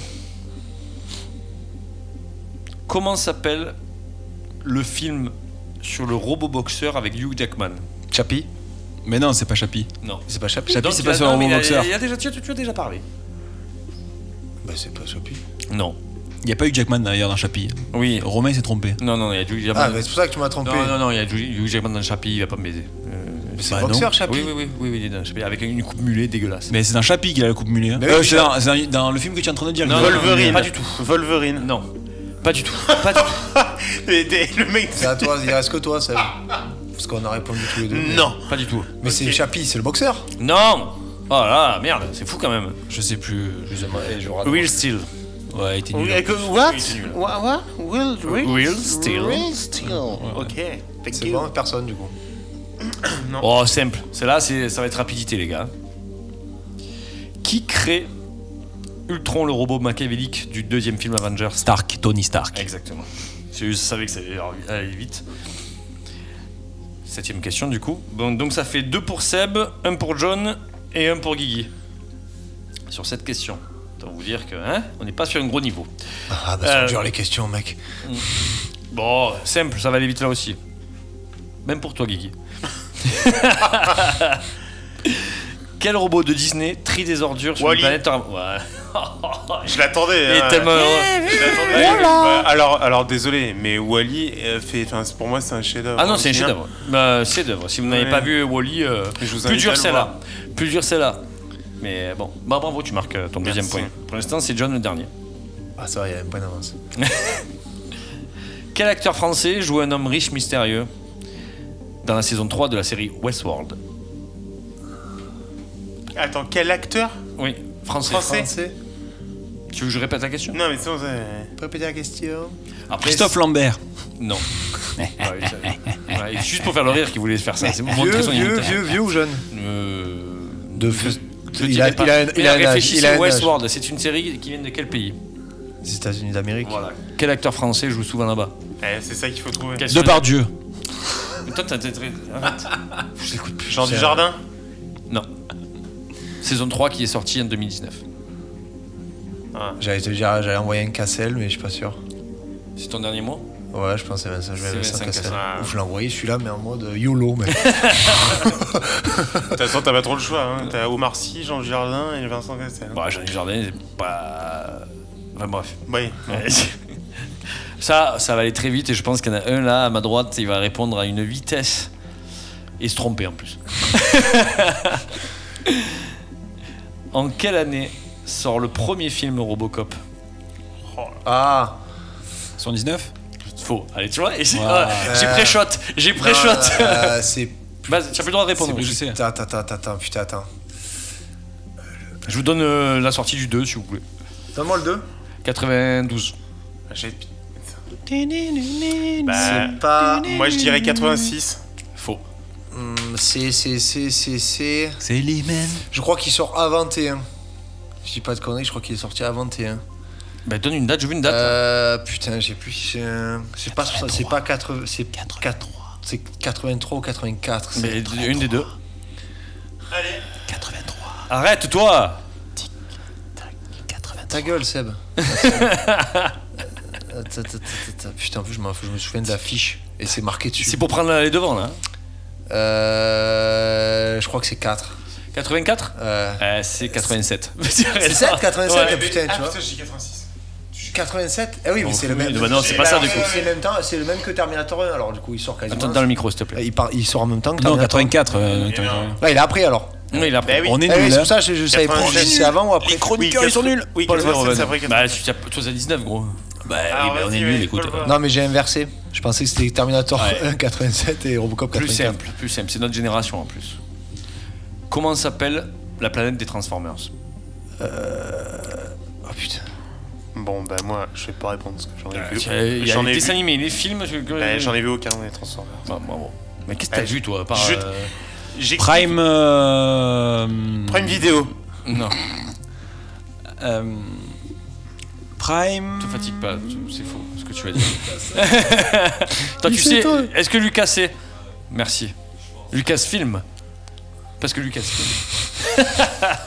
Après, si tu veux plus que Seb s'arrête, faut aussi arrêter de l'encourager. C'est clair. J'encourage à faire de la merde. Bon, moi je donne ma langue au Tu donnes ta langue tout court comme ça? Ah ouais. J'ai fait des bruitages et tout. Bah ouais, ça le fait rire. Je sais pas du tout. Vous abandonnez, messieurs? Oui. Cybertron. Oui. Le méchant étant Megatron et Optimus Je crois Prime qu'on est sur étant le quiz le plus éclaté. Ah bah niveau réponse, ouais. Ça, La 12e question, les gars. Allez, vas-y. Après, on passe aux questions bonus. Oui. Comment s'appelle le modèle de Terminator envoyé pour tuer l'héroïne T800, le modèle 101. Ah, t'as répondu, c'est trop tard. C'est vraiment trop con. Et en plus, c'est pas le T800, c'est le T. Mais c'est le modèle. J'ai dit modèle T101. Et après, c'est le T800, la fabrication. Donc là, c'est dans Dark Fate. Je veux savoir comment s'appelle le méchant Terminator dans Dark Fate. Voilà, pour faire plus. Mais il a un nom de bécane. Ouais. Il a un nom de bagnole. Pas de bagnole, mais. De voiture. Ouais, bah je veux le nom quoi. Saxo BTS quoi. Putain, c'est Golf GTI. On dirait une carte graphique le bordel. Mais on est un peu sur ça ouais. J'avais envoyé RTX, mais c'est pas. Mais on n'est pas trop loin. Pas ça, mais c'est pas je veux une réponse les gars.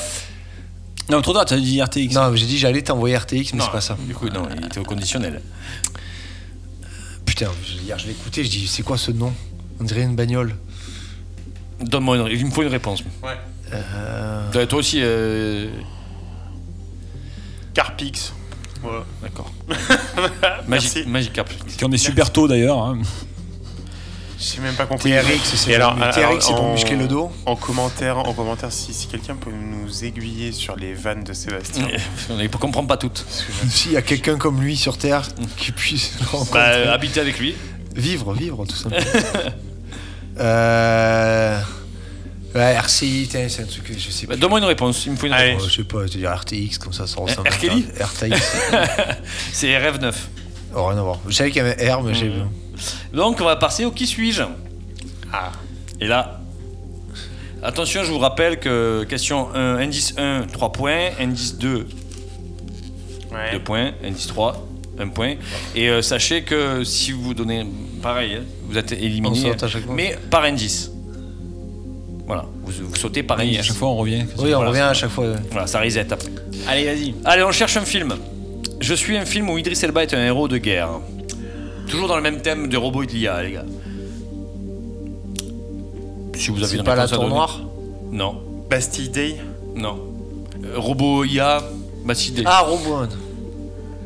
Il reste que toi là, pour le premier indice. Prometheus. Non. Mais que je dis n'importe quoi. Bah quoi. Mais il y a pas Idris Elba dans Prometheus, ma poule. Oui, bien sûr. Et oui, pilote. Excuse-moi, c'est pilote, t'as raison, excuse-moi, pardon. Il fait un ancien général en plus de trucs. Gomen, ouais. Allez, voilà. Et là, le deuxième indice, normalement, je peux avoir une réponse. Je suis un film dont l'acteur principal est Charlie Hunnam. C'est pour 2 points, vous jouerez pour 2 points. Les robots là. Oui, ben merci. C'est le thème. Voilà. Bravo. Merci Seb. C'est vraiment trop con. Pacific Rim. Très bon film d'ailleurs. Oui, super. Guillermo del Toro, le dernier diffusé, je suis réalisé par Guillermo del Toro. Je le dis grâce à toi parce que tu m'as dit Charlie Hunnam, mais je me rappelais même plus qu'il y avait Idris Elba dans Pacific Rim. Ah oui, c'est le héros de guerre qui est le chef de l'armée. Et qui est réalisé quand même par Guillermo del Toro, c'est pareil. Oui, mais super bien ce film, très très bon film. Avec les matadors del Toro. Donc pour l'instant, John prend la tête. Hein. Oui, de toute façon. Mais c'est Seb qui prend grave la tête. Ouais, il prend grave la tête. Lucas, s'il te plaît, viens prendre la place de Sébastien. Ce n'est plus possible. Non, c'est beau. On cherche un personnage de film. Je suis la copie mécanique d'un géant. Question indice 1. La copie mécanique d'un géant. Jouez chez vous, pareil.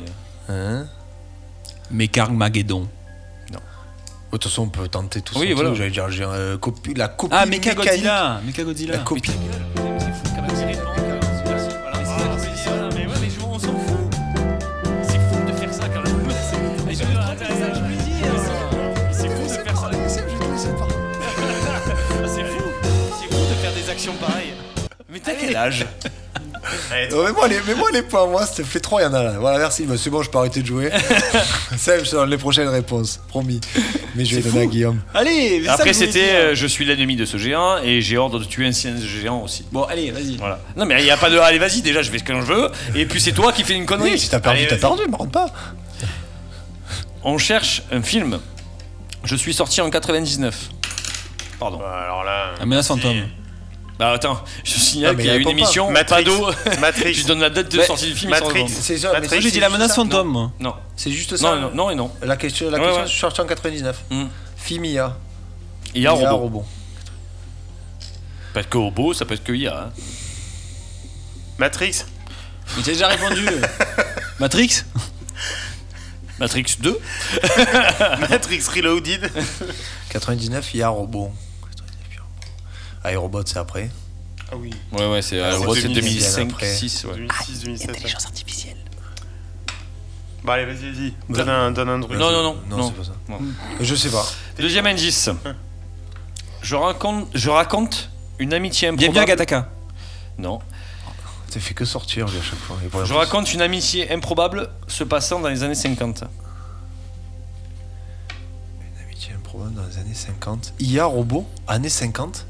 Après, j'ai pas dit que ça parlait que d'IA ou que de robots ou que d'IA et robots en même temps. C'est soit que robot, soit IA. Arrête de faire ça.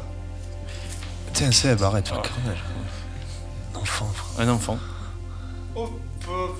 99, années 50. Micro. Oui. Avec Robin Williams. L'homme bicentenaire. Non. Non. J'adore faire croire que c'est ça. Ça commence après. Le bicentenaire, ça commence après le bicentenaire. Non, pardon, bref. Donc c'est pas ça, en tout cas qu'il arrive. Non, mais l'histoire commence pas les années 50 dans l'empire bicentenaire. Bon, on s'en branle, vas-y. Et t'as perdu, de toute façon. Donc c'est pas ça, donc. Donc on peut recommencer. Non, tu as donné une réponse, toi, pour la deuxième? Non, j'ai aucune idée. 99, années 50. Ah, le troisième va bien vous aider quand même. Vas-y, non, j'ai pas d'idée. Je suis un film d'animation tout public. Flubber. AI. Animation. AI. Film d'animation.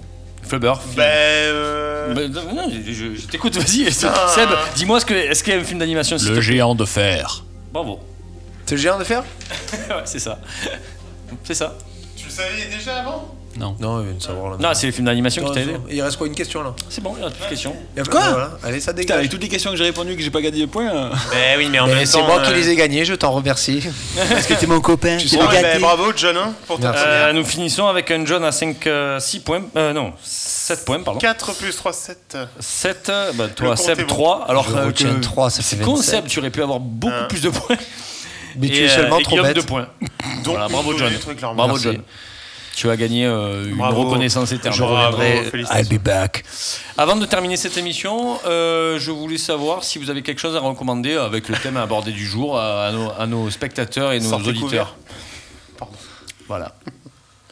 Un conseil, ne donnez pas vos réponses quand vous n'avez plus la main. Seb, attention, vraiment. Au bout d'un moment, c'est gonflant, hein, c'est fou quand même. Et après, en conseil jeu, enfin en conseil, moi c'est Cyberpunk. Ouais, Phantom Liberty, Cyberpunk. Faites-le vite. Ouais, incroyable. Ouais. Incroyable. Tu as fait le DLC? J'ai tout fait. La mise à jour là, avec la mise à jour et tout, le jeu, c'est vraiment déjà qu'il était bon quand il est sorti.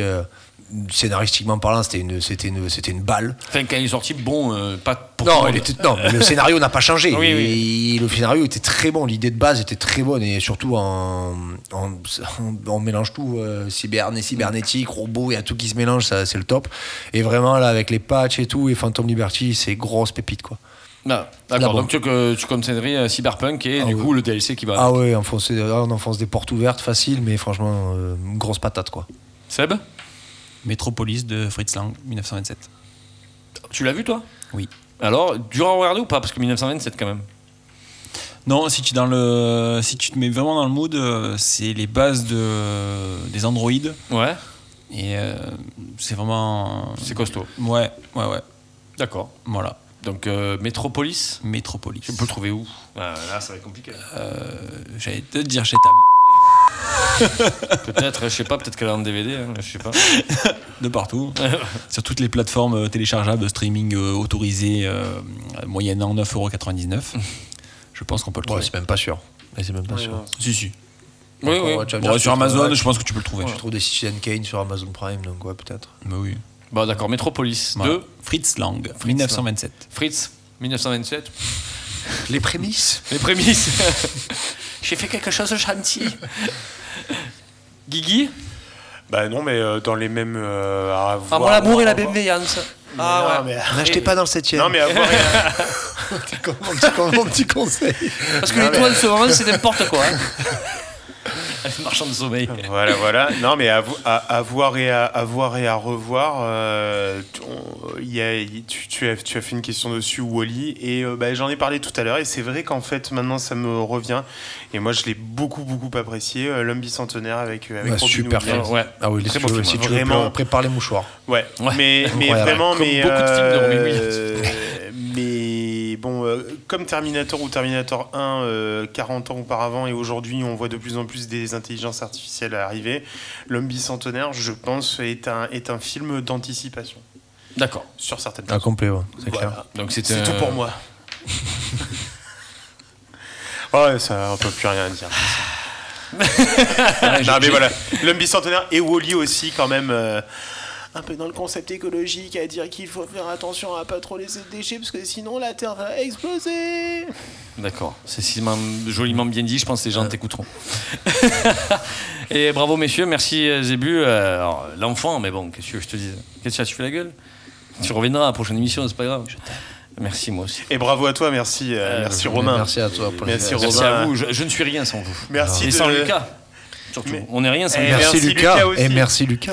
Qui est content que ça se finisse, je pense. Lucho, on te retrouve à la prochaine émission. Merci. Tiens, allez, à bientôt. Et n'oubliez pas la soirée du. Non, c'est moi qui dis. Pardon, désolé. À bientôt alors. À bientôt. Non. La soirée du. Je sais pas quand est-ce qu'elle sortira cette émission, mais le 25, on se donne rendez-vous au local pour une soirée spéciale à la brigade. Chez nos amis du local, qui est un resto 59 rue d'Andoum. Donc venez nombreux et on va passer une super soirée. Les gars, j'espère que vous serez là. Voilà, donc merci Guillaume, merci John pour ta première, bravo pour ta victoire. Bravo Seb. Parce que c'est mon gâté. Ouais, il est un peu au travers de moi en fait. C'est bizarre. Et on se retrouve nous pour le 25 il y aura une émission, mais on se retrouve le mois prochain pour une autre mois de décembre pour une autre émission pleine de petites surprises. Allez, prenez soin de vous. La bise.